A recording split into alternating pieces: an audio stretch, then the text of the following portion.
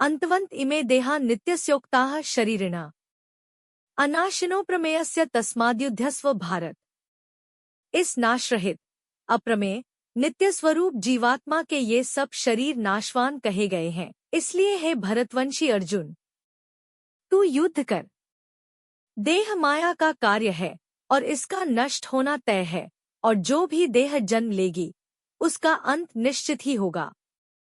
देह एक स्थूल दर्पण की तरह है और उसमें प्रतीत होता प्रतिबिंब बिंब का ही रूप है।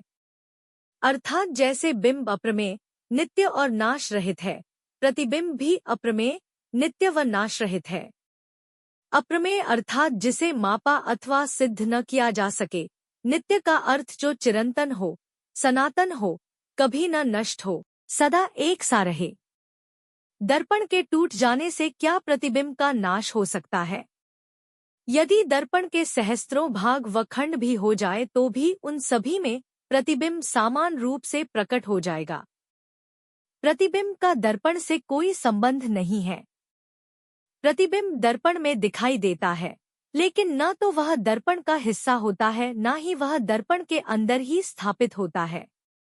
इस सृष्टि में जो भी सूक्ष्म शरीर हैं, वह सूत्रात्मा अर्थात ब्रह्मा जी का अंश है। उन्हीं में ही ईश्वर का ब्रह्म चेतन ईश्वर के प्रतिबिंब के रूप में प्रकट होता है।